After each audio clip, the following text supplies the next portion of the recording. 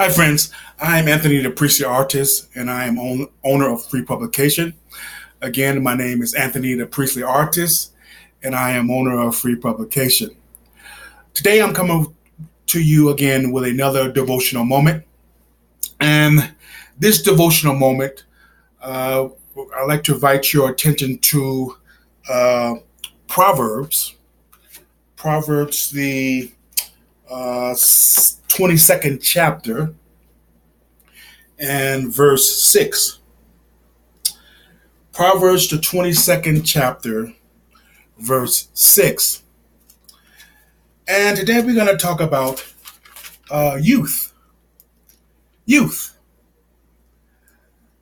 What is it to be said about it?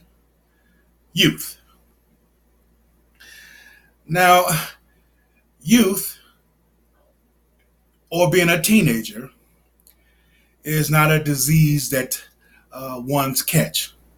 It is a wonderful and expiring cycle in the human cycle that needs to be nurtured and guided. And young people all over the world, and not just young, old as well, we all need guidance. And today we're going to simmer around and talk around the topic or the text, youth. Proverbs, the 22nd chapter, and the sixth verse. Proverbs 22nd and 6.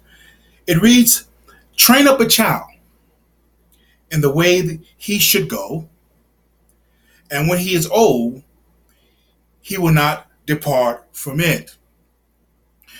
Now, as I said before in the previous teen alert video on the presentation, we're not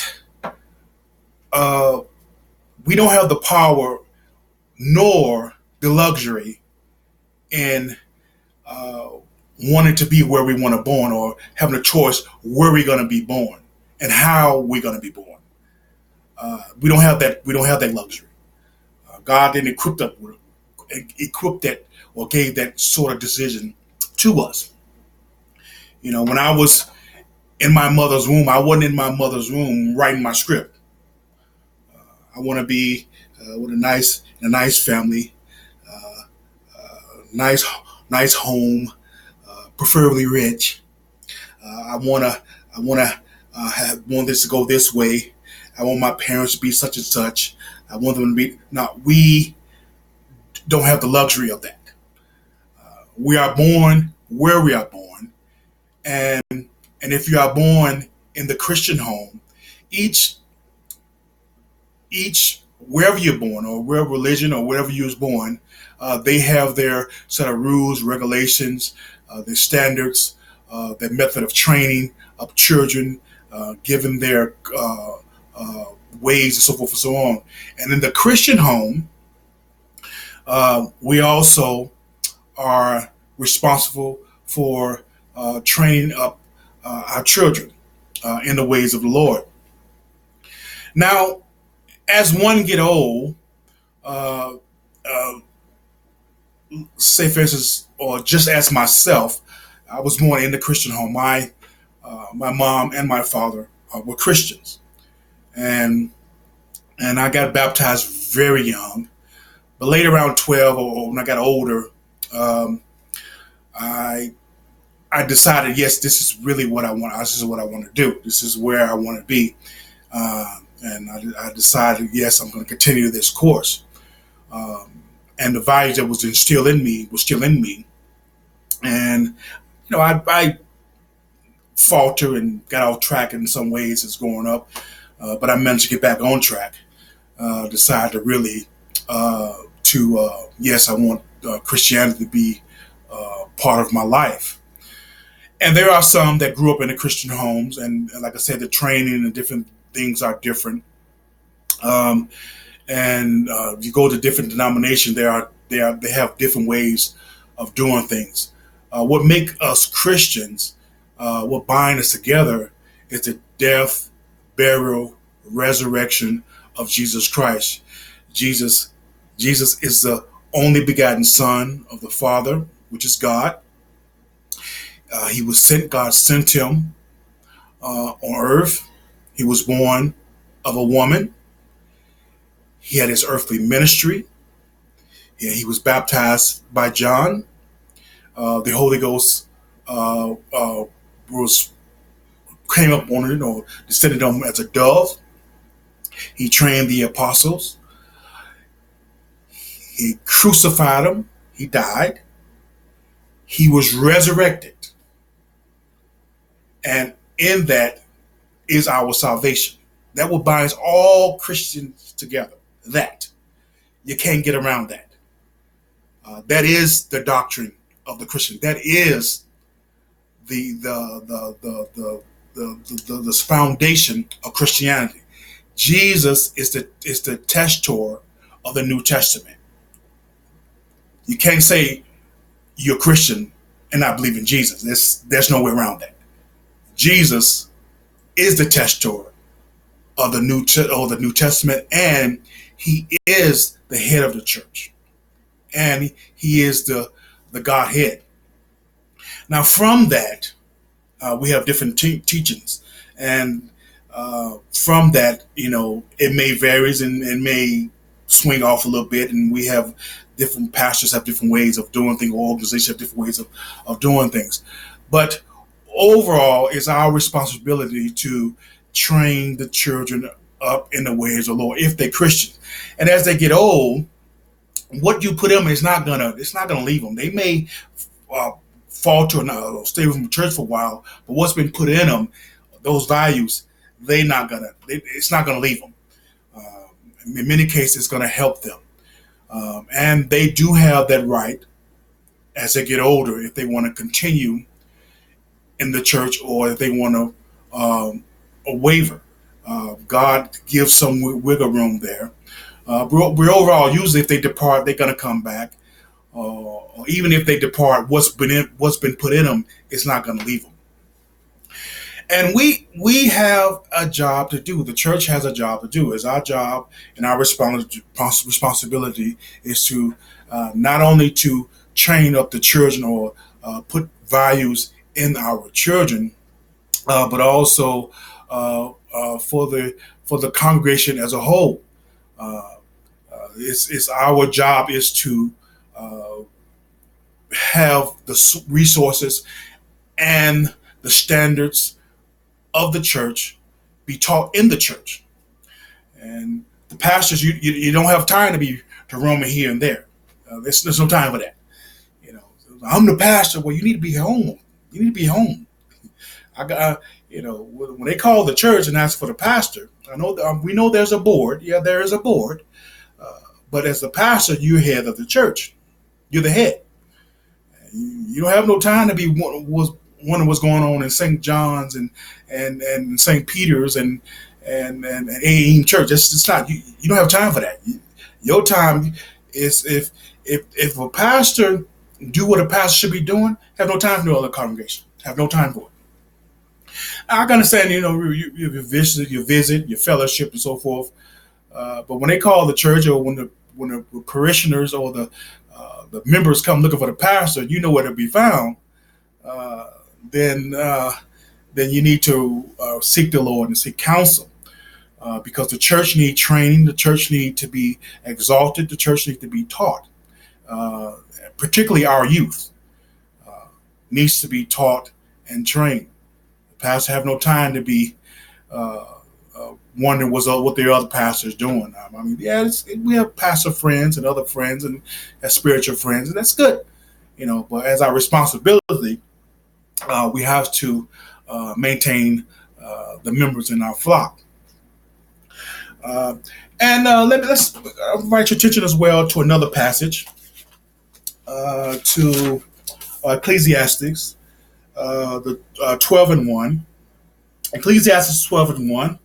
It says, "Remember, now thou Creator, in the days of thy youth, while the evil days come now, nor the years night, when thou shalt say, I have no pleasure in them." You have some people, I'm going to wait till I'm 50 to, I'm going to go serve the Lord. You get over there and you always say, I'm tired. My head, my leg hurt. I'm aching in my bones. But you weren't saying it when you was young, when you was running over here, running over there, going after that, going after this, chasing that, doing this, and 65 years old is now I'm going to go on over here to the church. Well, it's good. It's good you're coming, but let's do that while we're young.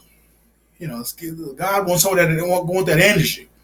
It's good that you decide you want to, hang your boots up and go to church. It's good.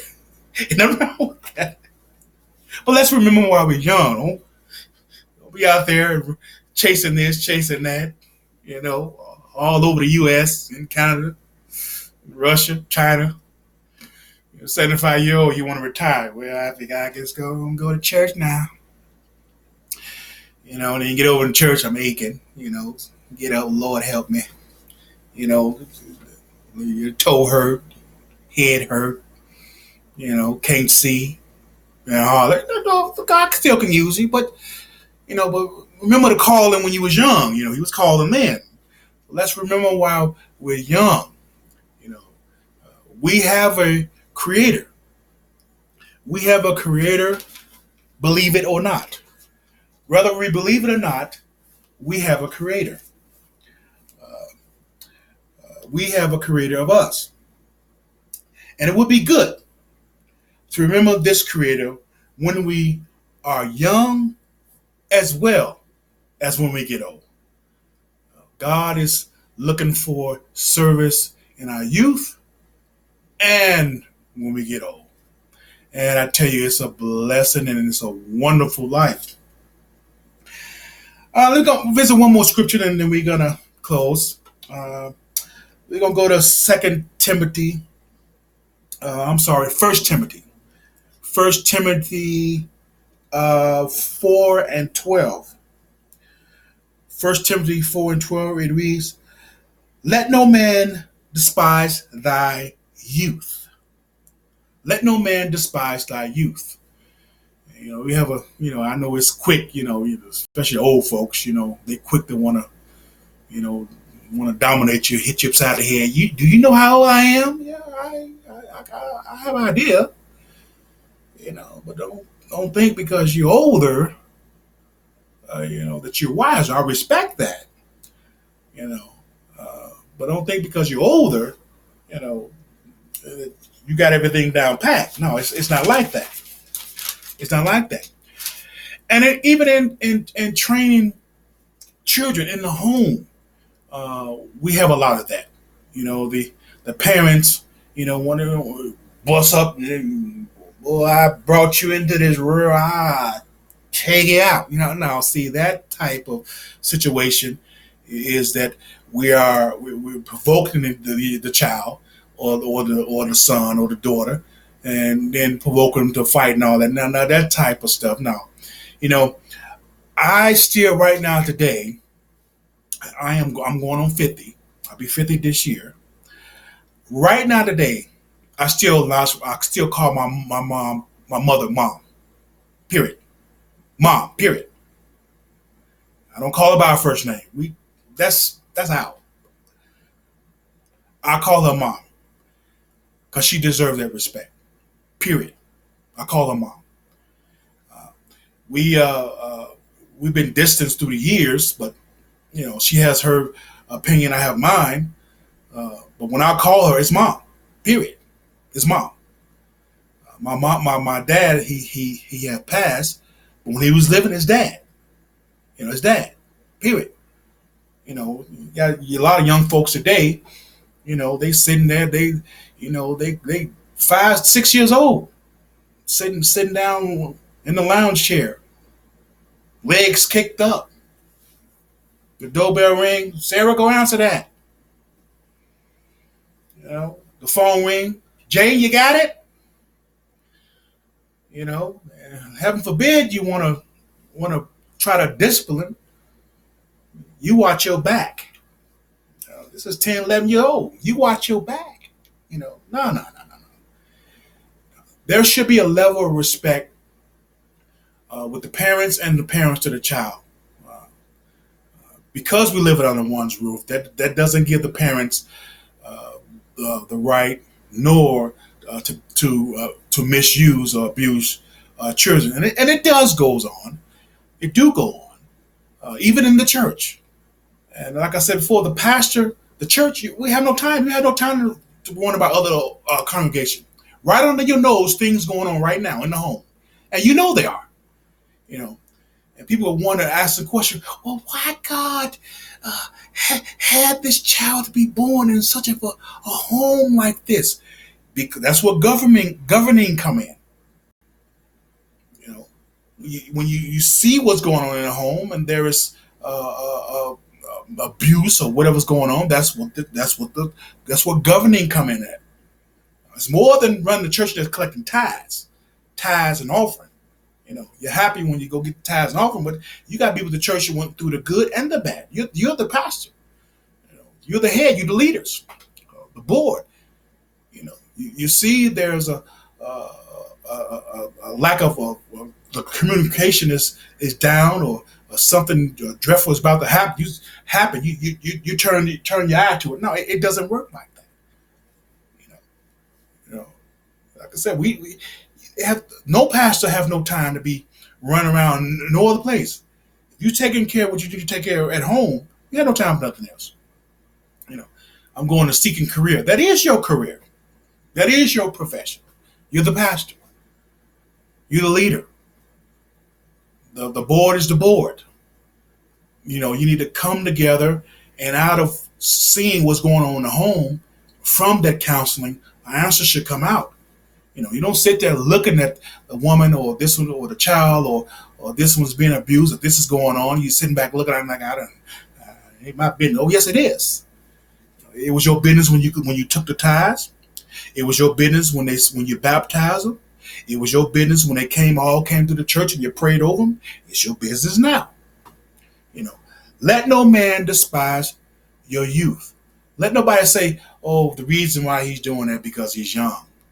You know, yeah, there's a level of not understanding when we're young, and we have to grow, and that's why we seek counseling to the oldest and counselors, and we have spiritual advisors that we can go to and talk to. But it's our responsibility is to train up the child, is to train up the church, to provide resources and to exalt and to build up the church.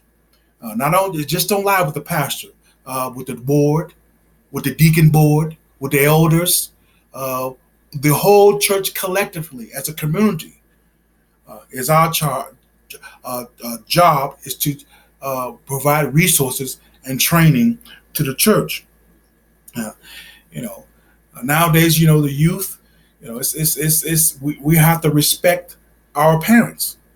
Uh, if you're under their roof, of course, you can't do what you want. It doesn't work like that. Of course, you know, if they have their rules, because each parenting have a different parenting style, and many times, excuse me, is it, you know, they have a way of parenting, you know, and we should sit back and let them parent. If they parenting, let them parent.